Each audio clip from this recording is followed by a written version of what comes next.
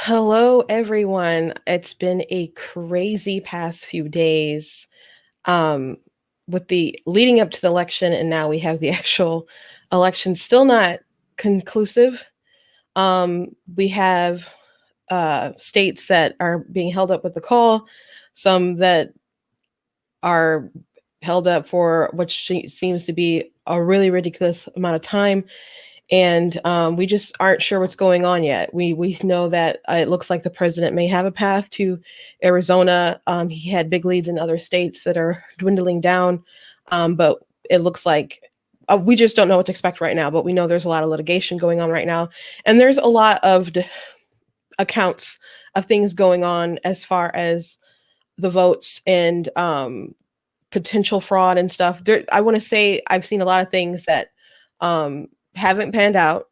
It seems like there's things that seem sketchy. There seems that people who are saying things who may not understand, who are spreading misinformation. So I wanted to have someone on today who was there in Detroit. I don't know much about the election landscape as far as what might go on in Wisconsin and Georgia and other places, but I do know a little something about Detroit, and I do know someone personally who I trust who is there on the ground, who was paid to actually be a poll worker. They're not just someone who showed up. So I want to bring on my good friend Christina Romano. Hi, Christina. Hey. How you doing, Christina Squared? We are Christina Squared right now. So now will you explain to the people that, because there's some people who've come in and who were like poll challengers who weren't paid, who were there to observe. And I know from experience that people can come in and they'll be excited about some things and they'll report some things, and then like they'll be kind of aggressive in what they're saying and reporting things that aren't really a big deal as so much. But you were actually there as a paid worker, correct? No, I was a poll challenger. You were a poll challenger. Yes, I was not paid. I was a poll challenger. Okay. Mm-hmm. So, what kind of training and stuff did you were you you were commissioned by this state party, or where'd you get your background? Yeah, from the state party. So basically, they were looking for poll challengers because initially they were looking for actual poll workers because the cities are supposed to have an equal amount of Republican and Democrat poll workers. I applied to be a poll worker, and I was even though I was approved to be a poll worker, as far as I got into the portal to be selected for me to be in training. But what happened is that I never got like the second approval. So it's like two steps. So first you apply, then the city creates a portal for you. Then after the city of Detroit creates a portal for you, then you have to have a second layer of approval to actually work for that particular election. So once you have been approved to be a poll worker in a general sense, it's a second level of not certification, but approval to work at that particular city. So that's what happened. So why weren't you? Because usually they have big discrepancies as far as like in Pontiac and Detroit and other places that don't have enough Republican support to count the ballots who are paid to do so. So why, do you know why they didn't put you in for the second certification? No, I don't. But it's like a second layer of approval. So basically you're not certified, but you state what party that you are a part of, because you have to be transparent about that. And so they was like, well, we'll send your information to your party and they'll get back, they'll have to do the second layer of approval. But here's the thing. There were lots of people who were Republicans who applied, and lots of us didn't get through. But then at the end, and this is not something that I'm able to independently verify as far as getting records from the city, but people I know who were poll workers were like, it was only like 30 Republicans who worked there. In fact, some other people who were poll challengers who had got there at 7 a.m., when they asked, like the person on the microphone asked, how many Democrats and how many Republicans, it was only a handful of Republicans. So we're outnumbered. It's like hundreds of them and like a few of us. 20, 30 of us. So that's not proportionate. And for much of the absentee ballot process, what people need to understand about absentee ballots, anytime there's more hands involved in the situation, there's more chance for corruption or even simple mistakes. I do want to state this, that 90% of the poll workers were very nice people. It wasn't like we walked into this situation where the poll workers were just nasty and terrible, because they weren't. It was after a certain point, we saw things going shifty. And most of the shiftiness was based on the orders that they were given. It wasn't like the poll workers were just like nasty people. Like the first day on Monday when I was there supervising the first step process, the workers were so nice and so kind. Even at the beginning on Tuesday, they were so nice and so kind. But then it was fraudulent orders that they were being given is what the problem is, not so much that they were actually like awful people. So I just want to really make that clear about the poll workers. So you were there pretty much all day, correct? Because you didn't get home till like midnight when you texted me when you got home. And so you said most of the day everything seemed kind of normal, and everyone was, besides the big discrepancy between the amount of Republicans there and Democrats there, which is odd that they wouldn't, because they were pushing people to be paid to be poll workers and stuff really, really hard. And that was something that my sister was running for chair. She was pushing, like, we need people in there. So it's odd that they wouldn't, because I know they were begging for help.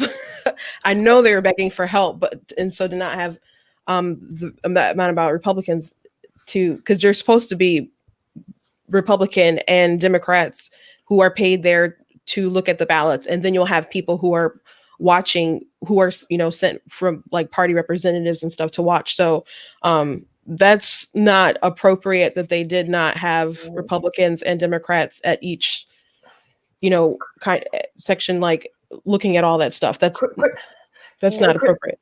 Christina, there were over 130 tables there. So if there's over 130 tables there and 5 people per table, now it's 130 tables, there's 5 people per table, plus there are section supervisors and area supervisors. So we're talking about hundreds, we're talking about thousands of people. Because if there's 130 tables and there's 5 people per table, 100 times 5 is what? I mean, my math may be a little bit funny, but it was over 500 something people just sitting at the tables. That doesn't include all the supervisors, the area supervisors, the section supervisors. That doesn't include the tabulators. That doesn't include the people at the adjudication tables, which each adjudication section had 2 people. There was so many people there. There had to be well over 1,000 people working there. And for only of those 1,000 people, and that is per shift. That isn't the whole multiple shifts. That's just per shift. And so to only have roughly about not even 30, I'm trying to be a generous in my estimation, because I don't want to exaggerate things for a hype, but to have roughly about 30 of them be Republican, we're talking over 1,000 people. And then, like, just so people can understand, with a lot of the absentee ballots, it requires a person to determine who should get the vote and which ballot should be approved. So when the duplication process happens, there's supposed to be, now this doesn't include poll challengers, there's supposed to be a Republican worker and a Democratic worker and an independent worker. And so the way it works is that one person reads what's on the ballot, the other person records what's on the record to the new ballot, and then the one person's supposed to supervise. So if you have election workers that are Republican, Democrat, Independent, and then in addition to that, the poll challengers who are at each table that are Republican and Democrat, then that will make everybody feel comfortable. But that's not what happened. And then you have the adjudicators who are oftentimes they get a ballot. And a lot of people, I'm very intentional. I know you're intentional when you vote, because we're into politics. We know that we can't have slippages of our ink pen and things like that, because it can cause inconsistencies in our ballot. Well, at the adjudication table, there is a ballot there, and there are 2 people who to determine who should get the vote. If there's some kind of inconsistency on the ballot. And just so I can immediately speak to that, the issue I was telling you about, that one particular incident, I was standing at the adjudication table, and a ballot came across the screen where it had a circle for straight party vote for the Democrats and straight party vote for the Republicans.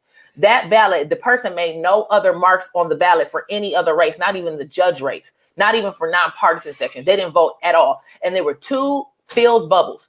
Now, the Democratic bubble was slightly darker. Now, keep in mind, if just to show the people who are watching, I'm gonna just to make a point. I'm getting my Karl Rove on here with so let's say, for example, this is the circle for the Democrat, and the bottom one, because they always have the Democrats at the top of the ballot. Just so I thought I mentioned that. But anyway, so let's say here, this is the Democratic bubble on the top, right?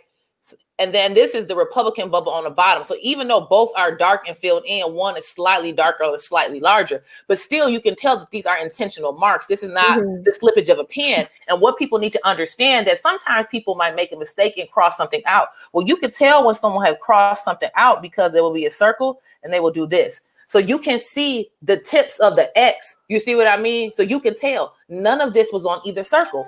And so the person who was at the adjudication table, like, well, we think that should go to the Democrats.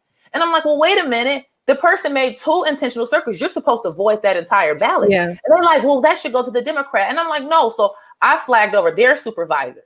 And I explained to him, I said, listen, and I had been there for hours, Christina. This was going on at like 2 a.m. By the time I had been there for, well, we're talking about like 18 hours I had been there, because I had got there at 9:30 in the morning. So it was well over time. So I knew what I was doing. And I said, I was like, listen, and I had helped with, I oversaw that. And anyone who's watching, I work, did you work the 2016 recount? No, I didn't. Okay. No, I did. I just like oversaw, but I didn't do too much. Okay. I was working for the Michigan Republican Party at the time. So I was actually like over like the organization and being there and with the tables and organizing and I wasn't in Detroit when they did that. I was in Lansing the first day, and then I was like on the west side of the state for like the following days to the end of the lawsuit. But when there's like clear indications and marks like that, you're supposed to they really should be voiding the ballot, or there are challenges when that stuff is made, and usually they put it aside, at least in the count with the recount, things that we had big discrepancies with, like we would put to the side. At the end of the night, we'd go over those things and vote on them. And there was some stuff that was like the Republican lawyers that were like, one person who was working there was like, oh, we're really gonna push this one. And I'm like, no, that's clearly like a Democrat ballot. I was like, right. And they're like, no, we're gonna challenge it. I was like, okay. And then at the end of the night, like the Democrats were all ready for like prepared for their big speech. And I was like, I withdraw the complaint. And they're like, oh my gosh, like I was all prepared. I'm like, no, they shouldn't have bothered. Like it was clearly that. But anyway, they're supposed to, take it seriously, not just say, oh, I think it should go to the Democrat.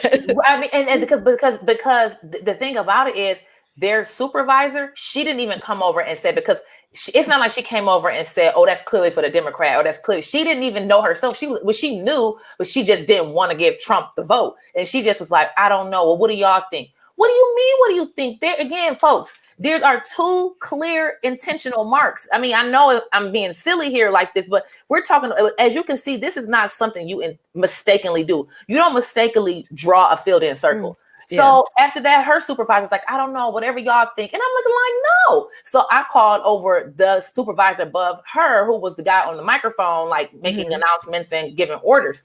And he did the same thing. He was like, what do y'all think? I'm looking like, what is going on? Y'all already know the answer to this question. So I said, I'm challenging it. It's like, I'm challenging the ballot. And her, before I said that, I said, why don't you give it to the Republican? Why give it to the Democrats? There's 2 filled-in intentional circles. And then the worker turned to me, the guy, he turned to me and said, don't talk to them. Don't talk to them. You can't talk to her. What do you mean I can't talk to her? All 3 of us are here. We're disputing a ballot. So I have to talk to them. You guys, and then you're right there, and she's the one making a claim. You defer to her to make the decision. So of course, I'm going to address her because you're deferring to her. So then I said, I'm challenging the ballot. He's like, you can challenge it. You can challenge it. You can do whatever you got to do. And I'm looking like, he's like, nobody's stopping you from challenging it. I said, well, hold on a minute, because I have some stuff to write down. Because when we challenge a ballot, there's a form we fill out. You know what I'm saying? So I'm like, hold on, I need to fill out this form because I'm challenging the ballot. He's like, no, you do whatever you got to do. We ain't about the way. He's like, push it through. And I'm like, no, you can't push this through. I'm like, no, stop. You cannot push this through. He's like, push it through. And so the way he's supposed to handle that is let me get the Republican lawyer, get the Democrat lawyer, and then we talk about it. Yeah. Now, for anybody to act like that was okay, you either a liar or you intentionally you just clueless. Because he's not supposed to push that ballot through. And the fair thing to do is to get the Democratic lawyer, the Republican lawyer, and then let them talk about it. You don't say push it through, and start screaming at me. And then when I went and reported what happened to the Republican lawyer, then we had to wait. The man left. He disappeared for a while.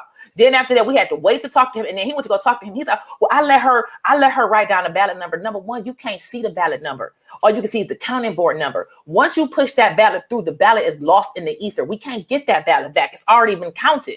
So for you to sit here and tell the Republican lawyer, well, I let her write the number down, that's not the point. The ballot should have been thrown out. You just add. So my point is, people can say, well, that's just one ballot. That's gross misconduct, and that's cheating. Yeah. That's rank file cheating. That's not like this is up for dispute. There's open interpretation. After we challenged the ballot, I didn't like the result. That's rank and file cheating. He would not even let the challenge process go through. Now, if he was so blatantly bold and ignorant to do that to me to my face, how else can I trust any other decision they made? Yeah. Well, I being someone who participated in the 2016 election, I thought the recount was so silly itself, because I'm like, they're not going to be able to find enough votes, even if they do. Like, I've done my own recount, and I was just looking for an election I had, and I was just looking for 6 ballots, like for 6 votes to shift the election. So I'm like, it defying like you're not going to find 10,000 votes to overturn it. And so I don't know what results Trump will have if he contests any of these races, but hearing some of the things that are happening on the ground, I think it's worth doing a recount just for the sake of there's shenanigans going on. And my sister Gina, she work and do kind of the things that you're talking about, like election day, in Detroit for years. And there was just, I don't know if so much malicious conduct, but just like stuff that was wrong. And so we talked to a clerk when she was running for chair, and because there's some Republicans that are just like, oh, fraud. And like some people still believe like so wholeheartedly that there was huge fraud in like 2018. And I said, I don't know about that. I think they just didn't campaign and like in particular areas maybe hard enough and so on. And so anyway, we were talking about to a clerk, and they're like, I don't think that fraud is necessarily as much of an issue as some people say, but the problem is that so many elections are different, and you really need to train people, and they don't train people as much as they should. So you have supervisors like in the case that you had, and people who are just kind of go on feelings and just kind of do what the rank and file orders, because you said they were more cordial and stuff in the beginning, and then when the polls closed, it was a whole different ball game. Oh yeah, no, yeah, and the people, like I said, the and even after the poll, and I want to say this enough. And I do want to say, like, stuff that my sister would witness were things that were wrong, things that were illegal, but things that maybe it didn't seem that everyone was doing maybe on purpose. But now, but you see, with the polls closed, and I guess maybe when some of the numbers and stuff start coming in, the demeanor of a lot of people start to shift. Now, the thing that you said with the ballot, it was crazy. And that's one reason why I think it's worth looking into the ballots and stuff, because I think stuff like that needs to be exposed. Whether Trump can or can't reclaim Michigan now or whatever, I think it's worth, for the sake of our believing in our institutions, that we should at least recount the state. Now, I do want to ask about there were reports of people putting in something about seeing people who were born in 1900. Yes. So can you explain what happened there? So what happened is that there were these ballots so the way the process works is like I said, there's 5 people at the table. So there's a person who scans the ballot, and their job is to make sure that the screen, when they scan it, the correct information comes up on the screen from when they scan the ballot. Then they pass it over to another person who is to read the number that's on a secret envelope. Like it's like a secret envelope, but even when the ballot's inside the secret envelope, the actual numbers like pop up on. You can see the numbers. So their job is to make sure that the ballot numbers on the envelope and the secrecy and then the ballot itself match.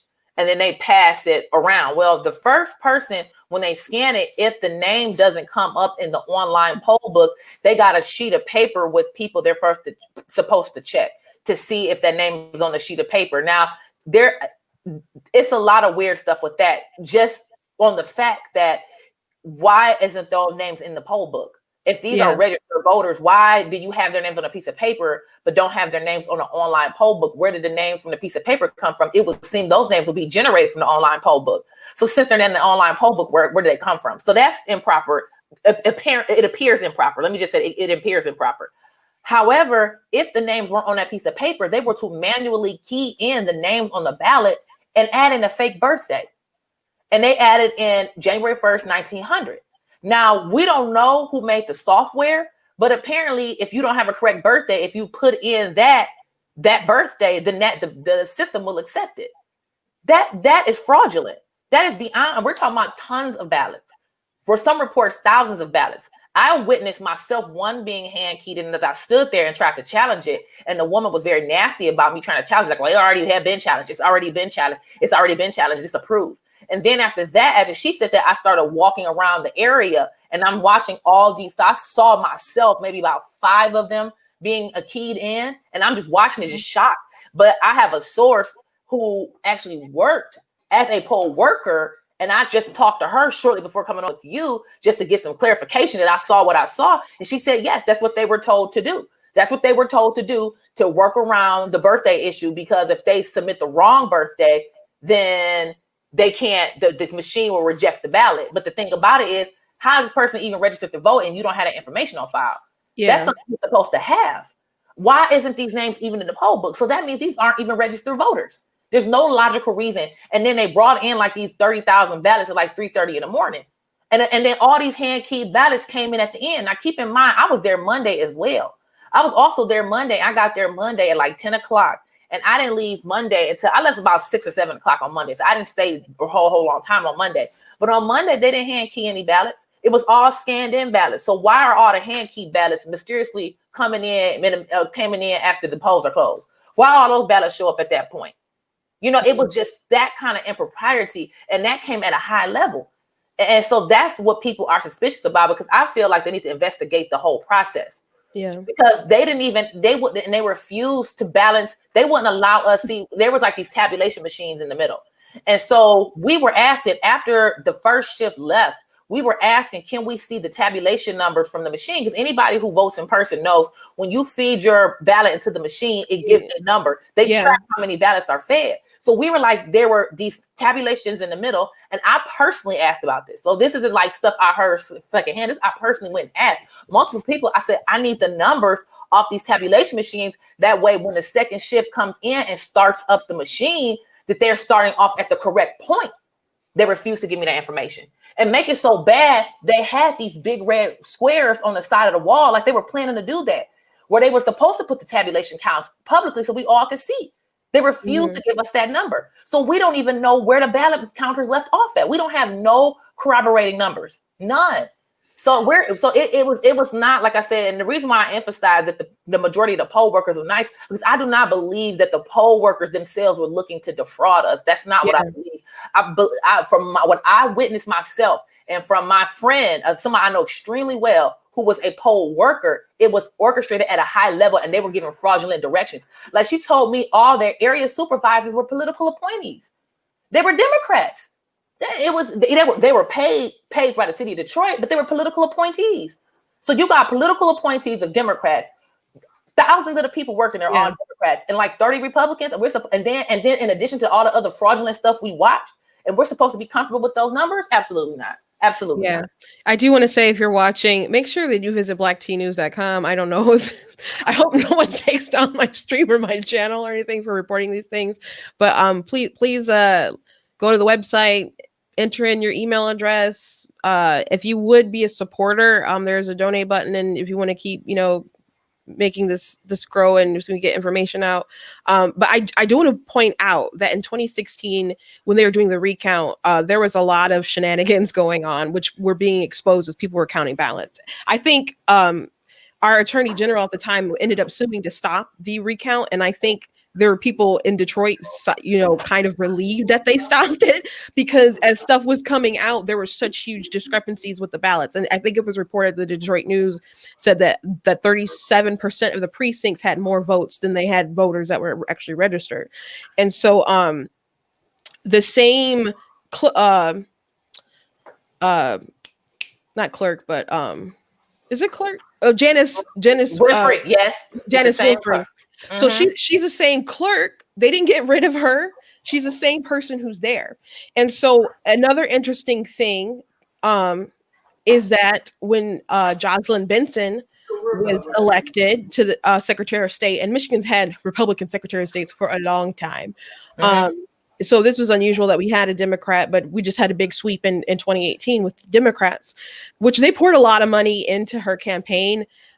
People thought she was really well connected. People in like top Republican circles didn't think, I don't know. It didn't seem like, to be honest, that there was really a lot of fight to preserve the seat. and I worked a bit with Mary Turtle Lang, who ran, and it just didn't seem like she got the support that she needed to be the Secretary of State. And I was baffled because I thought it was the most important race because we had redistricting coming up, and so the Democrats had this huge plan to come in and do all these sweeps and stuff, and they poured in a lot of money, and she just didn't have a big backing. And I'm not going to say too much on this stream, but I heard from the grapevine that she was even sabotaged a bit, but I won't say more than that. But Jocelyn Benson, after she was elected, she ended up making this election commission. And Winfrey was on it. She was one of the people that she put on it. And I remember when that story came out, and I just looked and double checked to make sure. MLive reported it, and I just didn't understand. Like, I know she was a part of like the biggest, county there is, but obviously they had this huge issue, this huge controversy, and then to put her on some kind of election board was really a curious, interesting, egregious move on her part. So Christina, can I comment? I'm sorry. Can I comment on that? Yeah, I just want to co-sign. I want to co-sign on what you just said. That's one of the reasons why we feel it's so a lot of stuff is just purposely fraudulent. Because Janice Winfrey, when she ran for her re-election campaign, I remember what her little sister girl act is like, well, let's finish the work we started. Don't let them stop us. So she used the whole us versus them mantra in order to get her reelection. And like you said before, if you want to have a commission together to increase accuracy, why would you get one of the most incompetent people at along? Yeah. I mean, I believe wholeheartedly after what I witnessed these last 2 days, that Janice Winfrey is wholeheartedly corrupt. But at the very least, in 2016, we knew she was just simply inept. So but when it comes to career, this is not a sympathy job. This is not sympathy. If you are inept and incompetent, you don't get the job. It's just simple as that. Now, if the voters are that stupid to vote for her again, that's on them. Yeah. But for the Secretary of State to sit here and bring her into her inner circle to plan elections, it just seemed like it was a big setup. So you had said something about what you witnessed with the military ballots over the phone. Can you talk about that a little bit? Yeah, so the military ballots what happened was that they sorted the military ballots, and they were just like sitting on a stage all willy-nilly. They were sitting on a stage, and then the military ballots, what I found very interesting is that it appeared from my perception that they were all arrived. That when they brought them to them, they arrived open. Now that to me seemed really kind of strange. That seemed really strange to me. But then after that, they sorted them out and they brought them to the various tables to be supervised for us to supervise the duplication process. Because with the military ballots, they get a different kind of ballot. Mm-hmm. And then they have to be duplicated on the correct ballot to be put into the tabulation machine. And there needs to be, and this kind of plays into why we needed a sufficient number of Republicans and Democrats, because just to kind of pivot really quick, but to make this point is that, I heard about all the people outside banging on the door, stop the count. And they were inside the election room trying to spread fear like it was a mob of people coming in to try to prevent them from doing their job. But that wasn't what happened. The people were like, you need to have a sufficient number of liberals and conservatives to supervise the process. It wasn't that we're saying don't count the ballots, but they were purposely in there trying to spread fear. Because when I was supervising a count for a military ballot, now the particular Democrat that I was standing with, she was very friendly to me. And like I said, I never like to over exaggerate things. This particular Democrat I was standing with, she was very nice. She tried to make small talk and she was really nice to me. But then another guy came over to her and said, just so you know, the people that were chanting on the door, I heard from a really reliable source, they were hollering out the N-word. Not Christina. Now, first of all, we know the people that were out there, these are people me and you know personally very well. They were not out there screaming the N-word because they're not those type of people. Number two, even from a strategic standpoint, if that's how they really felt, why would they sit there when you have international media, when they start banging on the door, stop the count, there were probably 20 media outlets there who all turn their cameras on them recording. Why would they start screaming the N-word? Yeah, it doesn't make sense. It doesn't make sense at all. But see, that's what they were doing. They were just sowing discord. So you had a lot of liberal groups in there that weren't. That's one thing. And I shouldn't get offended, but I have people that I know personally insinuating that I'm a liar. Christina, you know me. I'm not a liar, number one. Mm-hmm. Number two, I'm a Christian. I'm a minister of the gospel. And I'm not going to sit here and lie. Lying is a sin. I'm not going to sit here and tell stories. The problem is that they're official people as challengers and super poll watchers who are registered as being there on behalf of the Michigan Republican Party and the Michigan Democratic Party. But then outside of that, there were other groups. Like you got groups like the ACLU are registered as nonpartisan. Now you either have to be clueless no, they are not nonpartisan. They are not nonpartisan. No, and for anyone who's watching, who's curious or thought they were, I was getting all kinds of texts from the ACLU that were trying to support the Democrat challenger in Pontiac. I'm not Pontiac, Oakland County. And they would say like specific things that they agreed with, and then they have a link like please be informed, and they and then they have a link to like their specific thing, and it's like, you think I can't tell that you are supporting this Democrat person? They're like, well, we don't actually support someone. Like, we know what you're doing. So and they did it often after times when I checked them and I got stuff, my sisters got stuff, and so they are not partisan. And I mean they specifically they're very pro Democrat. They just are. And that's the thing, what's really irritating me. So I have people acting like I'm a liar. And Christina, you're a minister as well. That's offensive to people like us. You know what I'm saying? That's insulting that somebody come and call you a liar. You like, I'm a woman of God. I'm not an ordained minister. You are though. I mean, I went through theological training, but we had different types of theological training. You're actually ordained. So that's somebody come call a woman who's an ordained minister, a woman of God, and call her a liar. That's insulting to you. And I'm sure you will find that very offensive. Yeah. So for me, I've had a lot of stuff say to me, but one thing I'm not is a liar. I mean, I know there are people who are ministers supposed to be children of God who are liars, but I know you, and I know you wouldn't lie about this. And there are other accounts that I've heard. I just wanted to get your particular take because I trusted that what you're saying is to the best of your ability, and this is a confirmation of other things I've heard on the ground. And there are people that are there. There are people that I see they're posting things that are really good people, but they're a little on the kooky side. And I know you're not. I know you're not on the kooky side. And then too, really quick, like we mentioned with the ACLU, you had the SEIU there. So you had other organizations that are liberal organizations who were there supervising the recount, supervising the election process. So our contention is you need to have a sufficient number of conservatives in there as well. You can't have like maybe 50 Republicans to supervise over 130 tables. Well, that's impossible. And then we don't have enough workers. So that's why people were angry. That's why people were hollering out,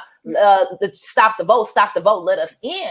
And that's what all the commotion was about. But they're in there trying to spread fear, like this is some kind of intimidation process. And then you got this guy running around saying they were screaming the N-word. And I couldn't talk to him because I was busy trying to watch the duplication of the military ballots. But I'm like, this is what the kind of disinformation. And then really quickly about some of those groups, they were in there intimidating people and trying to start arguments with people, like just stupid stuff. Like one of these people who had these yellow sweaters that said defend the vote. Now I heard reports that I did not personally witness. I don't believe that people are lying, but I heard reports of people actively saying things like go back to where you came from to some of the other poll challengers. But again, this is not something I witnessed, so I can't confirm it. But what I can confirm is that while I was at the adjudication table, I was standing next to another woman who was a Republican because we were clearly distinguishable because we had these white papers on our shirt. We had these white lanyards with things on our shirt. And she just walks up to her. And keep in mind, these folks didn't have no paper, no pencil, no nothing. They didn't even have, because we all look like school nerds. We had on book bags and clipboards, They literally walk up to her like, you need to get back. You need to be back more than 6 feet. Now, this lady I was standing next to, there's tape on the floor where we have to stand back 6 feet and we can only temporarily step closer to look if we can't see, because some of these adjudicators are moving really fast. And she just like, stand back. You need to back up. And this woman is just like, I am back far enough. Yeah, but you need to back up some more. So they were doing a little stuff like that, or you having a conversation and your mask slips down a little bit. Because, we had to wear masks for all them hours. So the mask slipped down a little bit and you're talking, it's like, you need to pull up your mask. And just harassing people. But that's beyond the point. They were doing little stuff like that throughout the process. So you have hundreds of them in there and a few of us. Of course, we want more of our people there. Yeah. And then it's like you have people who are complaining about COVID and health violations and other stuff, but it's like, okay, then why aren't you only allowing people who are there on behalf of the Michigan Republican Party and the Democrat Party to watch the ballot process? And why are you bringing in all these other groups to also participate instead? So that you should at least make it fair within the group that are supposed to be there, rather than allowing a disproportionate people who sway on the other side. So yeah, this is really a lot of interesting stuff. Like I said, I don't know if a recount would be able to shift anything in the president's favor, but at this point, I think there's so much distrust, which this is like the worst case scenario with the election. And but people are like, well, we knew it would take a long time because there's all these this mail by vote stuff coming in, and it's like, and everybody told you that this would be a problem. Everyone told you that this would be an issue, and but people were acting like, and people were saying it is kind of more susceptible to fraud, but people were saying it's going to cause confusion, and then people were saying, well, it might be a red mirage where it looks like the president is winning, and then the votes come in by mail, and then he loses, and so this kind of confusion, whether Trump was going to win or lose, was obviously cooked in the books one way or another. And with the history of shenanigans and stuff going on in Detroit, and it's egregious that Janice Winfrey is still there. And like I said, she got appointed by Jocelyn Benson to this election board. And there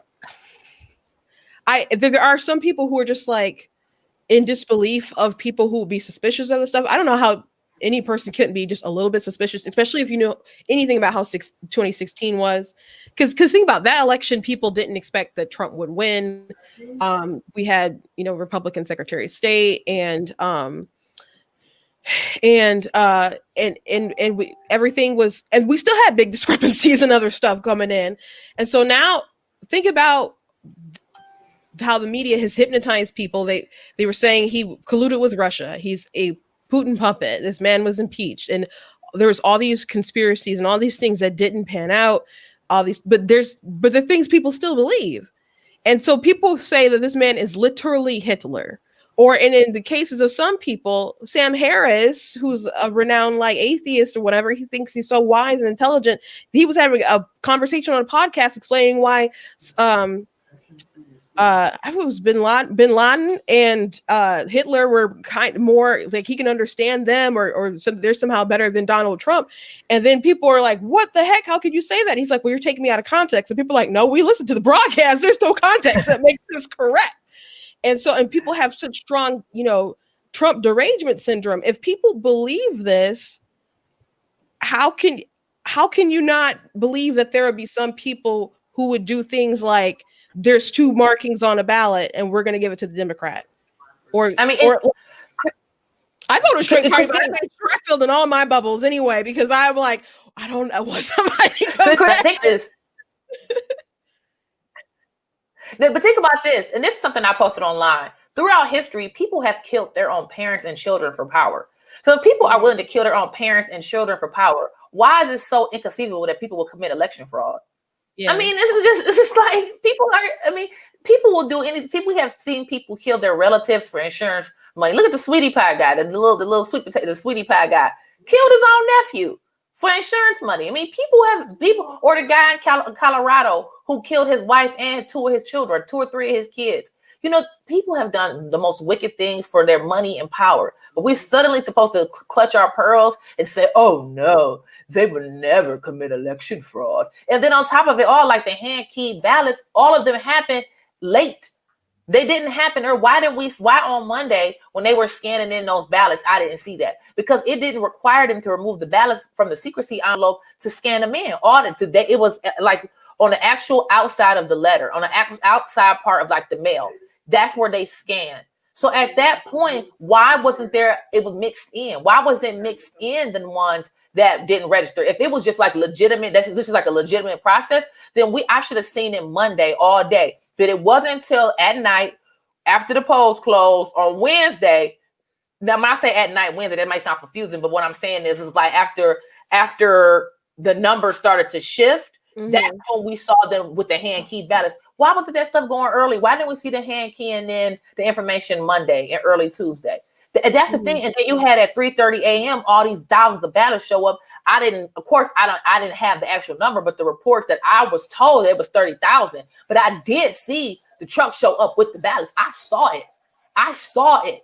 I literally saw the door roll up at 3. It was like between 3 and 3:30. Them come in and bring in thousands of ballots. And then one of the attorneys, because I was getting tired and he had to go upstairs to get the new volunteers, he told me to sit in his chair and watch that door. He said, don't let another ballot come in. He's like, sit in that chair and make sure don't let another ballot come in. So they bring in ballots in at 3:30 at night. Why is that? Why is that? And it was my thousands of ballots, thousands. The number I was told is 30,000. That is wild. So this isn't stuff. Yeah. And you know, people, like I said before, there's people who say, well, on the news, they said this. I was there. I was sitting there. So if you're going to trust some left-wing fact checker, some person who was far removed instead of people who was sitting there, and then somebody was like, I was a poll worker, and they did let Democrats in again for like the 90th time. I mean, Republicans in. We're talking about other groups. People don't understand politics. That's what's wrong. That's why we need a class in civics. Because most people, now I'm not saying most people, because that's not ridiculous, but there are not enough people who understand how politics actually works. You have other groups. So if I'm a politician, I'm not going to have the Republican Party do my bidding. I'm going to have a PAC or a nonpartisan group do it and just be like, oh, they're not Republicans. And so that way they can do all kind of dirt and be like, oh, they're not Republicans. They're not Republicans, and they ain't got nothing to do with me, but yet they're actually Republican operatives. And so there's a bunch of Democratic operatives in there. You know, and then, like I said, my friend that I talked to, I mean, then they didn't even allow them to balance even the people at the end of the day. Now, this one, I didn't witness this, but this is what a very trusted friend told me, that who was an election worker, was saying that basically, like at the end of the night, they're supposed to basically balance the ballots that their counting board counted with what was actually processed, what they actually scanned in to make sure. So basically, like I said, they scanned in the ballots and then they processed them through the 5 people. But the 4 other persons, the first person scanned it, and then they got to take it over to the tabulator. But then after the end of the votes, after the end of the like the night or the election, they're supposed to confirm that the number of ballots that they scanned in were the correct number that were actually tabulated at the machine. None of the people from the counting board even signed off on that. They had other people sign off on it. So it was just so, but that's what I'm saying. It is that some stuff cannot be considered like, oh, they just making mistakes and they sloppy. This is Janice Winfrey's second term as Secretary of State. I mean, not Secretary of State, but as city clerk. And she is supposed to be close, intimate associates with Jocelyn Benson. You mean tell me this woman is just that inadequate and just that, what's the word I'm thinking for? That incompetent? Come on. Yeah. They're not that incompetent. Yeah, I saw this, but it appears that it's so, but I need to go ahead and confirm this. I didn't know that Jocelyn Benson used to work for the Southern Poverty Law Center. I don't know that. I don't know. I'm not saying it's not true. I haven't heard that. That's news to me. That's interesting though. That's very interesting. Yeah. Well, that's what I saw. Well, I'm going to say I need to confirm that. I saw people saying it and she was on their site and was removed. I didn't hear about that when she was running. Well, I guess I probably at 2016, I heard some stuff about them, but I didn't know as much as I knew back then. So maybe I didn't look too much into it at the time, but I remember everyone is just like, oh, Jocelyn Benson is going to win. And I don't know, I don't think anyone can stand against her. I'm just like, and people were like saying this, like when we had like our Mackinac conference in September, like the year before. So I'm just like, okay, first of all, we don't have a candidate yet, and y'all already think we gonna lose. So, and that's the thing. Like, if we would have had a Republican Secretary of State, this stuff wouldn't have happened. And then, too, I heard reports that I can't confirm yet. I need to independently check it. But I heard that the Secretary of State, Jocelyn Benson, added a bunch of people who had been kicked off voter rolls back onto the voter rolls. And I know when I did canvassing during the campaign over the summer, when we did door knocking, those election rolls are off because two reasons: people die and people move. So we have a list of people. So that's why the mass mailing out of ballots is problematic, because you could get us some ballots to a house of a dead person, and the family could simply request an absentee ballot and send it in. Yeah, I can personally say I got requests for forms at my house for someone who did not live there and was no longer registered in the state of Michigan. I have friends that posted pictures of ballots, and they were actually, the news investigated, and they were actually in like major papers about ballots that, requests for forms that came to the house. Now, people say think that absentee is the same as the mail-in, but that's not true. Absentee, you yourself are supposed to request the ballot, and it's when it's a mail-in, it's just an unsolicited ballot that's sent right to you. Now it's still an application, and someone still has to fill out the application. But if someone fills out the application, can clearly come. And so that's another reason why it's important to check all the stuff, make sure all the signatures and everything is legit, because you don't know who might be doing any kind of shenanigans, and it might be small, it could be widespread, but there are other states that do mostly kind of absentee or mail-in, like I think Arizona is more equipped to do like more mail-in stuff, and that's why you see more mail-ins that are Republican stuff coming in for Trump as they're counting the last bit of these ballots. But there's other states have been doing this for a while. Michigan was not equipped to do anything like this. No, we never. And a lot of states weren't. So especially like knowing the drama we had in 2016 going on in Detroit, in Wayne County being like the biggest county. I mean, think about how it was so incredible going to sleep, and just like I was really comfortable with the leads that the president had, because John James and the president were up like 300,000. I'm like, that's enough to withstand Detroit. That's enough to withstand what's coming in. And so to watch that lead slowly go, and then to watch, I'm like, well, John James is still up, and then his lead went, and the results were what they were for now, I guess. But there's a lot of people I was talking to who really get the numbers, really get the math, and they're just like, this doesn't seem right. No, it doesn't seem right, because this was another observation that I made, and like, it's funny when we talk, we always say stuff we gotta confirm, because we don't ever want to seem like we exaggerated things. But I was observing the adjudication tables, and I heard a poll worker comment. Now, she clearly had been a poll worker before in the primaries, because she said, I'm surprised I'm not seeing more votes for John James. She said, because during the primaries, there were tons of votes for him. There was tons of votes for him. So why am I seeing it on a general election? And what people need to understand is that in the primaries, in the primaries, you can't cross-party vote. So that means that people negated to vote in the Democratic primary in order to vote for John James in the Republican primary. So then why would these same said people vote for Gary Peters in a general election? Yeah, take a Republican ballot in the primary to vote for John James again, and then too, it just didn't make sense. It didn't make any sense. Why would they do that? That's dumb. And then correct me if I'm wrong, Christina, John James was running unopposed, correct? In the primary? Yes. I think so. So if he was running unopposed, it didn't really matter. So why would you neglect the Democratic primary when there were for one Republican candidate who's running unopposed? I mean, it doesn't. You see what I'm saying? But again, this was somebody, her personal observation, but she wasn't like talking for our benefit, because she wasn't talking to me. She was just talking to somebody else. And then too, I feel like all the absentee ballots from Detroit need to be challenged. Every single one of the absentee ballots to be completely challenged. Because see, one of the things that I'm also concerned about is the signature verification process. The poll workers there at TCF did not verify the signatures. Somebody else, the clerk's office, did that. So they didn't even verify the signatures, the poll workers. So who oversaw the process of signature verification? Wow. Especially when we get all these late night ballots, especially with all these hand keyed in ballots where the birthday of January 1st, 1900, all of this stuff going on. Who verified these ballots? We don't know. You should have had Republican and Democrat there. It didn't make sense. I don't know. Someone said they think like they took my video down. I still see it on Facebook. Are you guys still watching? I hope they did it. I think I'm still there. I just got a message from someone. I think I'm still there. Yeah, you're still there. You're still alive. Okay. Yeah, but I did verify, and I did check. Jocelyn Benson was part of the Southern Poverty Law Center. For people who don't know, that's a group that is very, very left wing, and they'll label anyone they don't like on the right at all as some kind of hate group. And they label the Family Research Council as a hate group. The Family Research Council.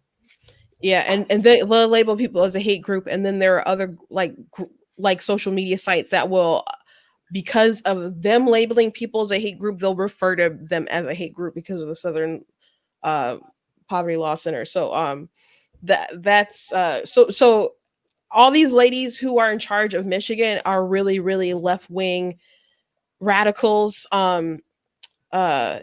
with the governor Whitmer and Jocelyn Benson, especially Dana Nessel. She was probably the most awful win out of the three, but I definitely thought the Secretary of State race was the most important, and they just didn't. Didn't fight hard enough for it. And that upset me very much that the Secretary of State race was not taken more seriously. Because if I recall correctly, Christine, I don't know if you can fact check this, but Jocelyn Benson even wrote a book about being a Secretary of State. So it was like she came into that job with the purpose of fixing elections. And I mean, the Secretary of State job isn't just elections. They handle all kind of stuff. They almost kind of like the manager. They're like a state manager to kind of manage the affairs of the state. And for that race not to be pushed as hard as it was, I mean, because Trump has very powerful enemies. I mean, all politicians have powerful enemies, especially when you get to the executive level, whether it be governor or president. But Trump really came against an establishment political class who've been defrauding the American people for years. Many of these politicians simply get rich off of the Republican-Democrat battle, when in reality, they don't care about anybody but themselves and just getting rich. Yeah. Trump really changed the game as being a rich guy who was like, I had enough of these shenanigans and I want to do something about it.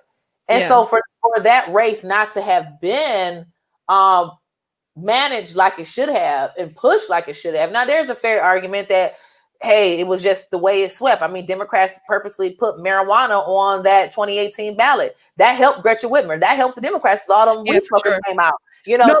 They clearly had a plan, and it clearly panned out for them. And not just with the marijuana, but even how they ran the redistricting proposal that they had. It was very simple. With how they'd, I got all kinds of mailers about it, and it sounded like a totally fair thing. And there were Republicans who voted for it aggressively as well, because when they hear gerrymandering, they think about districts where we live in, talking about like 14, 13. So they're like, oh yeah, we need to get rid of these gerrymandering states sections where everything is just like so Democrat heavy. And they're like, no, that's not like they're gonna re-Frankenstein the map so they can and they're like, people were calling into like when they do the check to make sure you turn in your ballot or whatever, like, oh yeah, I already did that and I voted. And someone was like, did you vote for how did you vote on the proposition? And they're like, oh, I voted to, in favor of it. And they're like, no, you shouldn't. And then they explain it. And they're like, oh my gosh, like, is it too late to change my vote? So there was a lot of confusion, but that was also the fault of Republicans not doing information as well. Like the calls that they were making to like say, hey, vote for Bill Schuette and John James and stuff, that stuff was important, but everyone should have been calling people to make sure that they didn't vote for those proposals. That was really something that was going to really transform our state. And then there was also like the proposals for like same day they had all these like things they wanted to change about how we vote. And it's like some of those things were already laws, and then some of the things were things that would just kind of cause greater confusion as far as like registration and other stuff like that. So they just had a really big plan, and they had a really big plan for 2016 as well, not just like the mail-in stuff, but how they came against the president. I mean, just from the Russia collusion thing, from Hillary coming up with kind of that idea, from the Stildoska starting with her and evolving from them knowing that it was bad. Guys, they knew it was crap in 2016 of December, and they still pushed that stuff through. They unmasked Flynn. They prosecuted them. Joe Biden and Obama's hands were in spying on the Trump campaign and causing all this division. That they kept with the Russia investigation that went on. Trump fired Comey, and it triggered allegedly because he was upset of his handling of the Russia investigation. And if you knew you were innocent, and apparently they knew there was nothing to it, which I don't know if he could have known how much they knew at the time, but he fired someone who was totally within his right, and then it triggered the Mueller probe. You can't fire someone that's within your purview to fire without being investigated. And so they wasted all that money. They never came up with anything, but it was about changing the perception of the public's opinion to make them think he was so corrupt. And there's people who still think he's a Russian agent. And so many people say that's stupid. It's annoying, Christina. And it's not that we're saying like we're just so smart and everybody's so stupid. We're just asking you guys to just think things through. Look at all the facts. Yeah. Look at all the facts. I mean, and I've seen some exit polling where people were saying like President Trump got 11% of the black vote. Now, Christina, we know that's significant. Yeah.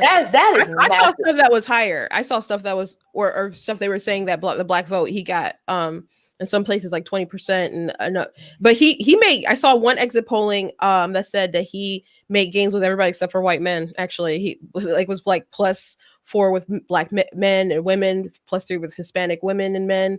I saw one thing that said he made gains with Native Americans, that he made gains in some areas with Muslims, like everybody across the board, except I guess y'all guilted some white men out of like some voting, some stuff.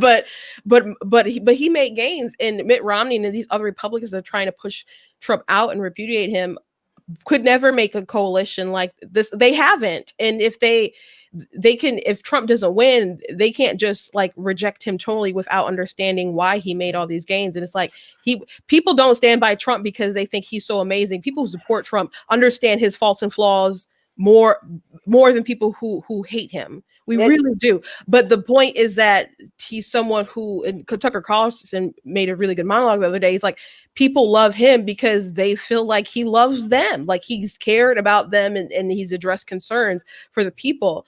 And so if Republicans, can I inject really quick a little piece of point? Like even when you mentioned like the Native Americans, like President Trump launched a commission to look into why there's such a high number of missing Native American women. There's a whole lot of missing Native American women, and he launched a task force to look into that. That's a big problem. So there's a lot of issues that people have been complaining about for years that Trump actually took the initiative to look into them. And that's kind of our point. And I think you made a really excellent point, Christina. We understand him better than these people who are drooling orange understand. You know, we are like, listen, he's a politician. Like I had somebody I know posted, like, I don't understand. Do y'all see like, how can y'all see the God in Trump? Don't tell me you see the God in Joe Biden. I don't see God in nobody. God. God is God. No, we believe the Holy Spirit dwells within us, but we don't. That means that's reflected in our behavior. That don't mean that you see God in me. You don't see God in me. You see God is God. I'm just a meat suit. You know what I'm saying? Yeah. He a politician. He not a priest. He not a king. I mean, he not a pastor. He not a reverend. He a politician. We expect our politicians to enact policies to improve the communities. And if you expect anything other than that from a politician, you don't get it. But you know what? These people who hate him, they elevate him to a point where he might as well be their God, because like no one should have the power to destroy your family. This person you've never met before, but because your mom or your dad or your son or your wife like voted for him, you got to get divorced. You got to break up your family because because you can't have policy discussions in a rational manner. I'm like, no one should have this power. And like obviously like our bread and butter kind of comes around like politics and stuff like that, but there's nobody who's worth my life. Like I was thinking about like the results coming in, and I'm like, I'll accept whatever happens. I do think they need to look into these accounts and stuff just for like transparency, for the sake of like our democracy and going forward. Like people need to feel comfortable with whatever happens. But I was just sitting down, I was talking to my family, I'm like if it turns out that he loses and Joe Biden is the president, I'm like, I just can't imagine being so deranged how people were in 2016, just crying and screaming and have all those meltdowns. Like I understand being sad. I was very sad when Obama won both times, but I was upset. I privately cried my few little tears, and I went up I got up early and the next morning and went to work. So and I just lived my life. But people were having meltdowns. People said they were depressed. People were saying they had PTSD and all these emotions that I'm like, I just can't imagine posting some kind of big freak out online and just screaming about the result. Like life will go on, and we just have to keep fighting in whatever different kind of ways. Like I'm thinking about Biden being president and who might support for the Secretary of Education and all. I'm like, could you imagine if he got to appoint Clarence Thomas's like replacement? And I'm like, that's just like the worst kind of injustice. They're gonna try to stack the courts. If Biden wants to win, they're gonna try to stack the courts. I don't think they can't, because they can't break the filibuster. Republicans still have the Senate and stuff, and they did better in the House. I think it's a tie. I think it's 48-48. That could be wrong. I thought they only lost because they had over 50, and we've only lost McSally, right? Yeah, I think Arizona, and I heard Colorado, but let me look at Oh, you know what? We didn't lose two. We didn't lose two. That's right. So I mean, I just really don't. I still don't think they quite have enough Okay, there. we don't. Right now it's 48. It's 48-46. Our advantage. We each like see. We won sit. So only there's 48-46. That's where it is right now. Bernie Sanders is a Democrat. I don't care why he run as an independent. So it's 47-48. So it's still some more up for grabs, but it's two independents. I don't know who the second independent is, but independents are Democrats. No, yeah, I don't know. I can't. I don't. Yeah, but I think, like you said, we have to just fight another day. I mean, the fight is never over. This is always is going to be. My concern is like for religious liberty, you know, and for people, I don't think they fully understand why religious liberty is so important. I could say that because churches have crosses, churches can't exist. Now, you may think that that's a small matter. Like, okay, in order for you to have your church, you can't have a cross. You may think that I'm using art as the weapon to destroy the church. It's simply the bat I'm using. And like the LGBT movement, it's not about the people. It's not about the individuals. We pray for them. We love them. It's the bat that's being used to take out the church. That's what people need to understand. Well, think about like the Hobby Lobby case, and other stuff like that. Like Democrats have like Hillary Clinton and so on have gone on the record and saying like they don't like certain outcomes. Think about those poor nuns that were sued under the Biden administration. So you and Biden also, this isn't religious liberty related, but Biden said he thought Heller was the wrong decision with guns. So he doesn't, and that basically said you can keep your guns, especially if they're in common practice. And so like you have the right to your Second Amendment. So if he doesn't believe that, he's always been radical on guns, and they try to. There's a lot of crazy stuff on his website.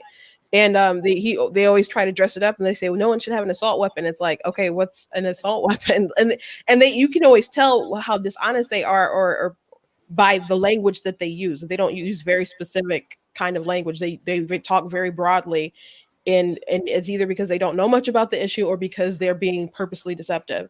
And Biden's been, I think he's a bit of a doofus, but he's been in there a long time, so he knows what he's doing. But I do also want to say another thing after the Russia collusion hoax didn't pan out, that the New York Times, one of their main editors, had a conversation with their staff and stuff and was talking about how they wanted to, like, oh, we did a great job with the Russia stuff, even though like most of it was fake.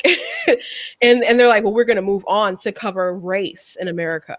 And that was the new focus was going to be on race and how Trump and everybody kind of interacts and stuff. So they had this plan. And they started the 1619 Project to redefine America's founding and slavery. And you had people like Nicole Hannah-Jones, who are just like so big in there now, has so much control with the New York Times, and they don't like differing opinions. And so there is that. There's a critical race theory. There's the riots and stuff. We had the uprising of Black Lives Matter, the media being so manipulative.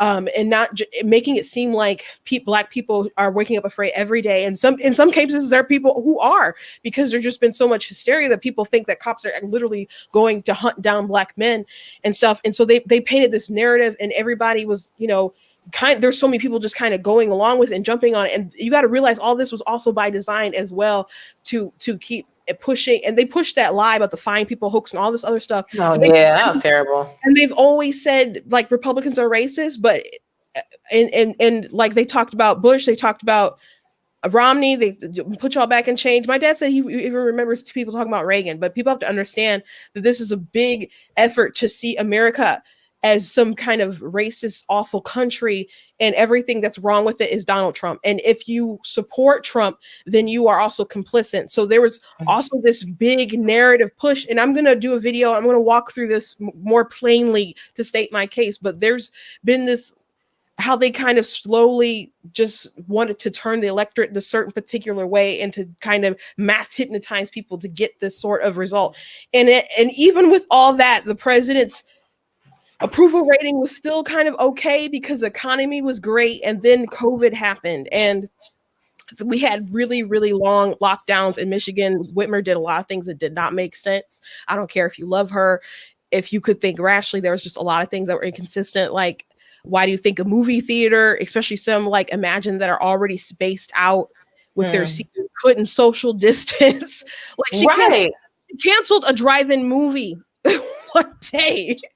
So there's just so many things that did not make sense. But it crashed the economy, and so they did so many things to get to this point where the election is still like razor thin, and with these shenanigans. So and you know, and the funny part is the amount of people. I'm gonna say this: there's so many people who don't hate Trump. They voted for Biden, but they don't hate Trump. The amount of people who just hate Trump, they're drooling orange. It's a lot of them, but I don't think it's as many as the media likes to make it seem. Yeah. There's a lot of people, because I was asking, when I was talking to people, like I said on Monday, it was like really no problems. Because I didn't foresee all of this going down. Because based on what happened Monday and Tuesday before the prior to the polls closing, it was just all pretty much smooth sailing. But I had a couple people approach me because they asked where I was from, and I said I'm from the GOP. And several, like I've talked to maybe like 4, I'm thinking 1, 2, 3, 4, 5 people, and they were like, yeah, you know, some of the stuff you make sense. And one girl was commenting, was like, yeah, some of the stuff Trump do, I like, it makes sense what he doing. Because she was talking about specifically like with China, the trade deals with China, and the issue of illegal immigration, because people coming here illegally, and that's what people don't understand. Like one thing you said, Christina, I really like when you talk about narrative. You know, people don't understand the power of narrative. That is how humans understand our reality.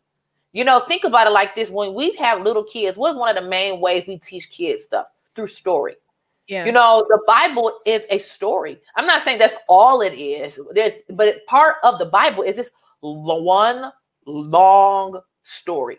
You know, that is how human beings understand reality. So when you create a false story, and you basically make that false story, not basically, but you directly make that false story people's reality, then it's very easy to get people to believe false information. And like the girl had mentioned, she was like, you know, the whole thing with illegal immigration, because you had these people coming in here illegally and they work for cheap. And then that means that Americans can't do those same jobs. Because when you have an American doing a job, you got to pay them a good wage. You got to give them benefits and all kind. You got to FMLA and all this other stuff. You know, that with an illegal immigrant, we got to give them none of that. You know, I think in this one particular case, like in Chicago, it was a bun factory, and they had a lot of illegal immigrants working at this bun factory, and they were just paying them $10 an hour. Well, when ICE raided the factory, deported the people, and the factory had to hire Americans, they were paying them $15 an hour because the level of work they knew they couldn't get Americans to do for that cheap of money. Mm-hmm. But the narrative, like you mentioned about the narrative, but the narrative is that Republicans complain about illegal immigration because we hate Hispanics. Well, that's actually kind of insulting to Latino and Latina people. First of all, that's actually insulting to Latino people because you assuming that they all illegal immigrants. Yeah, and that's not true. That's more them than us. And then there definitely were Black people and minority stuff that came out and voted against the president. No doubt about that. But he did make gains that, like, he got more minority support than any Republican since like 1960. So it's incredible. But he was one who outreached and he spoke to these people. And there's policy things like someone was like, when I came back from home from voting, someone was like just kind of doing canvassing, knocking on the doors for Democrats or whatever. I live in a Democrat area, and they were, I'm like, oh, are you canvassing the area? And like, yeah. And I'm like, well, we already voted. I'm like, yep, we voted Trump. And so my sister walked in, he's the house, and he's just like, did you for real vote for Trump? I'm like, yeah, why? And he's like, no, this is just interesting. And I was like, why is it interesting? And he's like, it's just interesting. And so then he's like, but why'd you vote Trump? and so I'm like, well, I'm deeply conservative. And so when I look at the things that I am for and the things that he stands for and the other person stands for, it's kind of what other option do I have? But then I started actually specifically talking about policies, things I thought he would relate to or could understand. And then I started talking all business, all economy. I'm like, no one can deny the economy was great before COVID. And I said they funded the HBCUs, they gave the SBA gave $330 million to Black women in 2019, which must have been more. Now I don't know if the updated numbers are. And I said they did prison reform. They, and they did the tax cuts, etc. But he's just like, okay, you got your reasons, and so then that was kind of the end of the conversation. Was like people have legit policy reasons why they support the president, but then you have people like Nicole Hannah Jones and other people who are upset at like the Cubans and and in Florida and other places, and they're like, and now they're trying to say they're like part of a made up ethnicity. Yeah. They try to deny you of your heritage if you don't follow along. It's again, go back to the whole concept of narratives. You know, it's interesting you mentioned that, because one of the poll challengers that was there yesterday, she's Cuban, and she commented that, you know, she's from Cuba. She's like, and I refuse to have socialism and communism in America after what happened in our home country. You know, and I find it very interesting. And I don't know if I mentioned this to her or somebody else. But why is it that the people who immigrated to America from communist and socialist countries are all Republicans? Why aren't the people, they have people, let me clarify this. Why aren't there pro-socialist people who immigrate for those countries who advocate for socialism in the Democratic Party?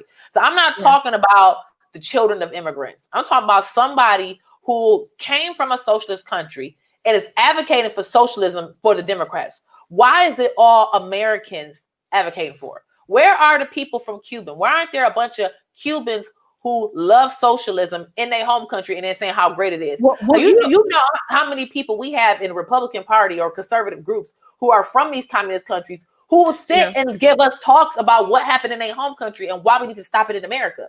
Where are the people that's over there in the Democratic Party talking about how great socialism was in Venezuela and that's why you need it in America? Where they at? Yeah, I have seen some people from the left say that the Republicans did a good job trying to use scare tactics about socialism and stuff. I'm like, you guys have really bad policies that are really, really like liberty killing policies, and that's just, and there's people who need to do some soul searching. I'm seeing some people who are saying, hey, we didn't make gains in the Senate because we brought up this filibuster stuff. We're the ones who did that.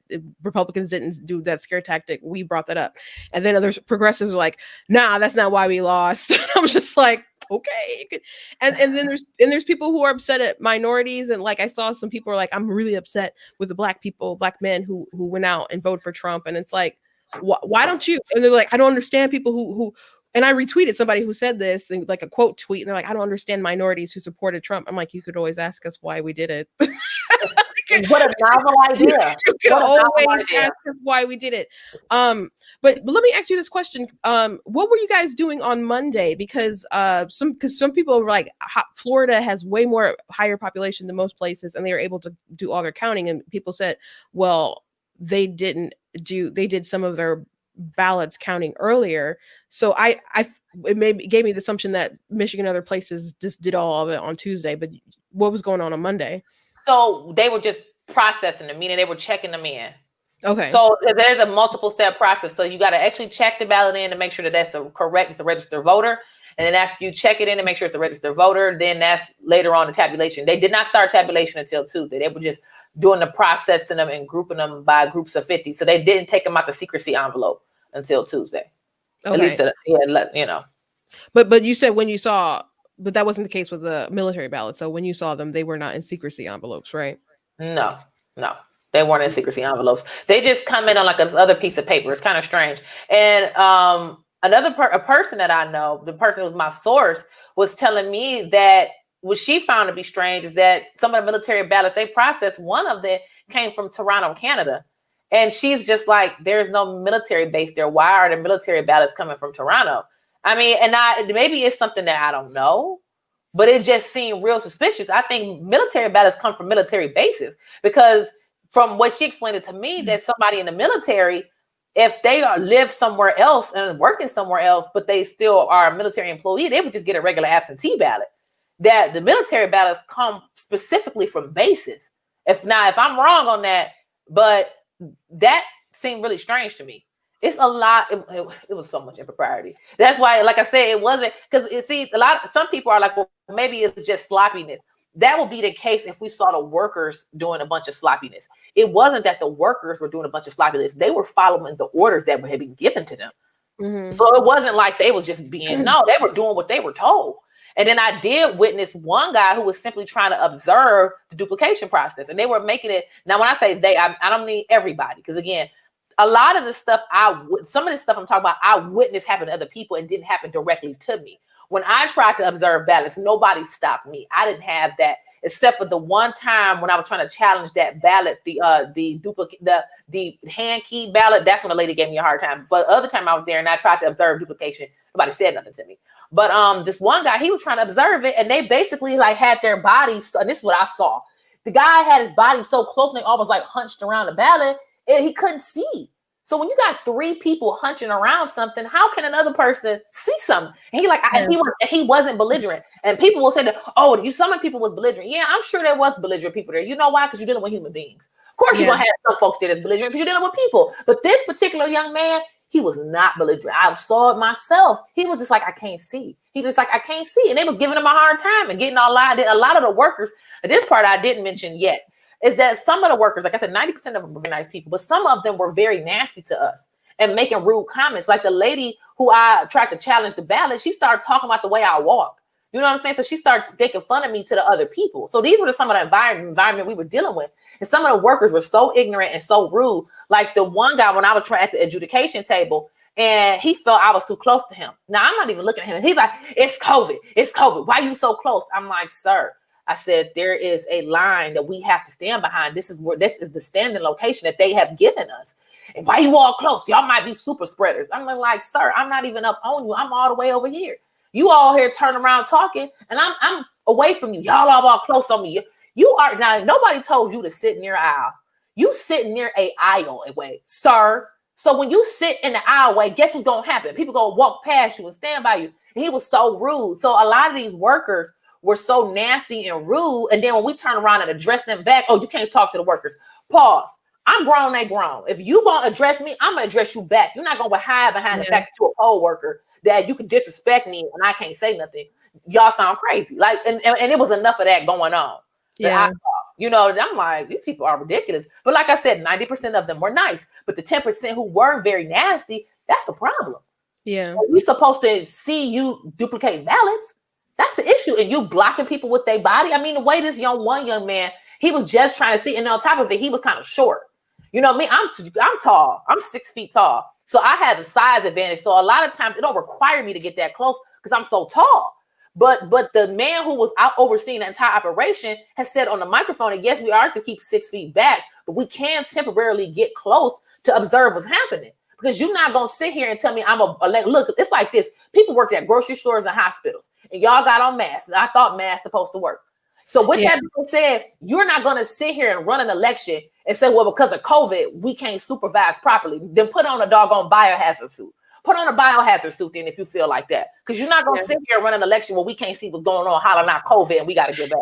Yeah, well, I figured that would be a problem when I saw some of the rules and things coming out about how they would handle election day operations. Like I said, I know I don't know what we'll be able to find if they do an actual recount. So I've been saying it on my social media and people have been liking it and stuff. I don't want to give anyone any false hopes that I think there's going to be a huge amount of votes that can overturn. I don't know if that is or isn't so, but I do think there's like things I'm hearing, things that are reporting things that just from history and experience are worth looking into as far as the election happened, how things went down in Wayne County. And I always hear like weird things going on in Wayne County. And some of it is, I've heard like, don't attribute to malice, which you can attribute to like incompetence or whatever.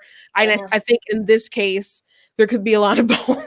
It was a lot to me. And I want to say this, and this is the thing. I personally think they should challenge every absentee ballot because a lot of them, to me, they were fraudulent people. So the reason why I don't think a recount is going to help, because if the ballot was a fraudulent to begin with, then the recount is not going to show anything.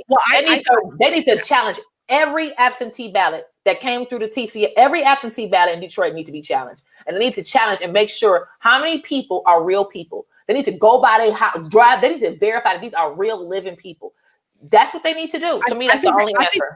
I think they need to do that too. And there are people who are like, man, it was a good thing that like Ruth Johnson and other people like really made sure they cleaned out the voter rolls. Mm-hmm. And that was something that Ruth Johnson just did that a lot. And like there's some states where you have to register like really, really consistently. And in Michigan, I've never had to like, you know, re-register anything to vote, anything like that. So I'm really annoyed with all the times Facebook is like, are you registered to vote? Are you registered to vote? I'm like, well, yeah, I just voted. Like you know what you can read my mind and have an ad pop up with something I was just thinking about or something I was talking to a sibling about. And you can pick that up and have a very specific ad, but you don't know that I registered to vote.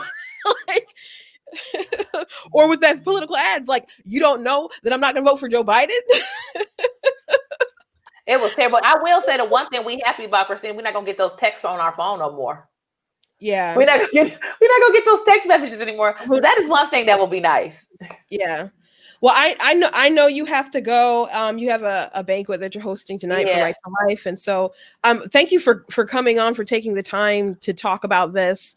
Like I said, I don't know what will happen, but I do think this is worst case scenario as far as people trusting the elections. The fact that some counting stopped, the stuff that's going on in Nevada is suspicious. People bring up ballots and stuff like that. People have asked in the chat about things they've heard about the UPS and stamping ballots for the same day as if they're mailed on election day, like on November 4th. I don't know about that. Like I did see like Project Veritas and other people talk about it. I want to see some more.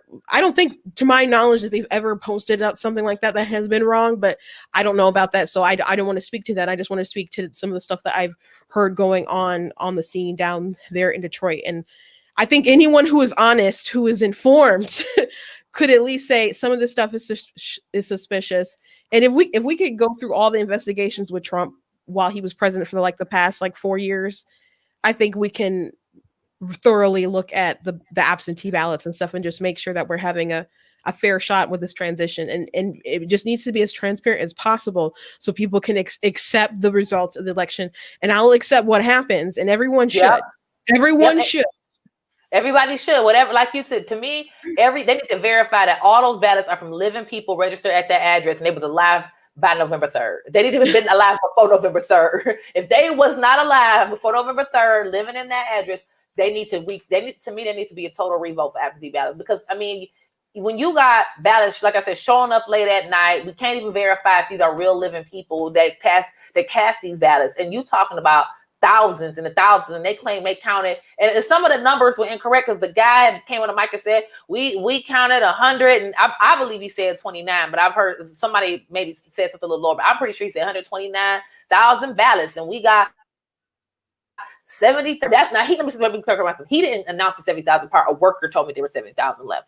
But then it's like, what's going on with all these ballots? Like, it just was too much. With, like I said, the reason why they need to all those absentee ballots need to be counted, because it wasn't like, and I know I keep repeating myself, but because it wasn't like the workers took it upon themselves to be fraudulent. It was from the higher ups, the way they had the whole thing organized. Because number one, if you're going to run a large scale election fraud, the last thing you're going to do is get the poll workers in on it, because you run the risk of people telling. You run the risk of people telling, and you don't, even if somebody, you got people who identify as Democrats who are honest people, and they might have just decided to tell. So why would you even? Or people just talk. People just talk. Right. People just run their mouth. They just like to tell what happened. So that would be dumb on their part to even involve the workers, because so they obviously gonna have the workers do something, and if they don't know it's fraudulent, that would be the smartest way to cheat. So yeah. Okay, well, I'm gonna let you go. Thank you for having me, Christina. You are so wonderful. We can talk for hours. We can go Joe Rogan style and do 3 hours. Yeah, we really could. Maybe that's what I need to look into, because people ask me like, how long am I gonna be on? I'm like, until we stop talking, I guess. Okay, well, I'm gonna go a little bit longer, but you go ahead and you get to your banquet. But thank you for taking the time. Right, thank you. I really appreciate it. All right, thanks. Good night. Good night. Yeah, so I can believe that the poll workers and stuff were friendly and stuff until like the higher ups really started pushing down. Like I was part, like I said, I was part of the recount. I was not in the Detroit recount, but part of the section of of Michigan. I was in Lansing the first day, and I was on the west side of the state. And but we had really pretty friendly interactions.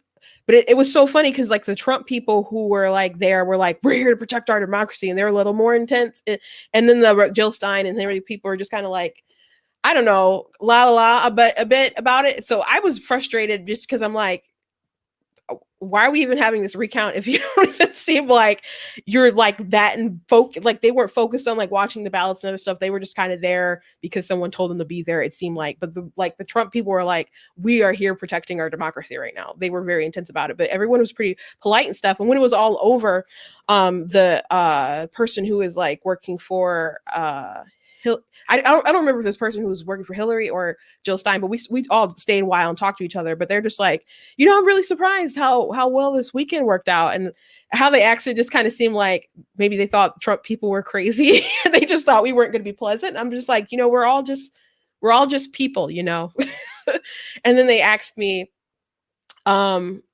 if I was actually a Republican. And they said, well, there was a lawyer or somebody there who was just there to be paid. So they wanted to know if I was just there to be paid. And I was like, no, I'm really a Republican. And then we start talking about issues and other stuff like that. So maybe I'll go more into that story another time, because I think our conversation is pretty fascinating. But one thing I will say is that they all agreed that the Hollywood Access tape was all just locker room talk. And I was the only one who did not talk like that on a regular basis. But we had a pleasant experience, so I can believe that Christina had a pleasant experience up until the point where the polls closed and they started to kind of get orders from higher ups. And like I said, there was huge problems in 2016, in like at least 37% of the precincts, I believe, had vote totals that were inconsistent. So and that same person who was over the clerk over there at the time is still there, and Jocelyn Benson has elevated her within the state, and she was on this particular board that they had. And so I remember when they announced that, I thought that was insane. But she did it, and the people of Detroit really should have held her accountable for their debacle. I think they were really embarrassed with some of the stuff that happened and came out at the time.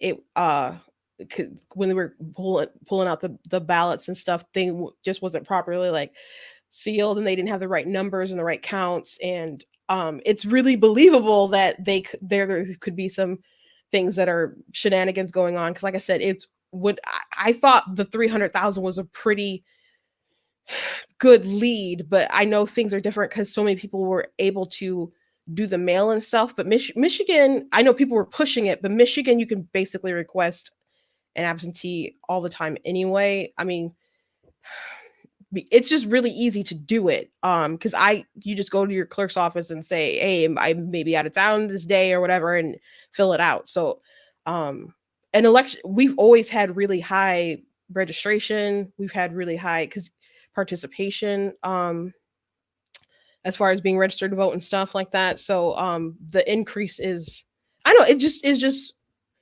doesn't sit well with a lot of people. And I think and I can accept what happens. I just think people need to look into it. And I don't want to make any promises to any Trump supporters out there like it's going to overturn. I don't know. I just think it would be best for like transparency for people to at least feel comfortable, because we have to believe in our institutions if we're going to move forward. And our tech has been so oppressive. Our media has lied. The pollsters have been wrong time and time again, and they've pushed hoaxes. And like I've seen so many people in the media manipulate people in real time. And this is something I talk about later. But the FBI, what they did with Trump and Flynn, and there's just so many reasons to not trust our institutions, and we really need to keep believing that we're having free and fair elections. So I'm with Christina. I would really like them to verify these ballots that came in. I would really like them to do that. And I think it's worth John James. And I know recounts are really expensive, so they could be waiting to see what the president does. But I do think he could raise the money. I do think he could raise the money. So that's kind of where we're at. And I do want to see more Republicans on a national level stand up and say, hey, it's worth kind of looking into and fighting. But I don't know, honestly, how many people are willing to do that, because it looks like we're retaining the Senate. We got some more House seats. We've kind of beaten back the full control that the Democrats were trying to do. So a lot of them might feel like, especially those who are establishment, who don't stand by the president, might feel like they've already hit their best case scenario.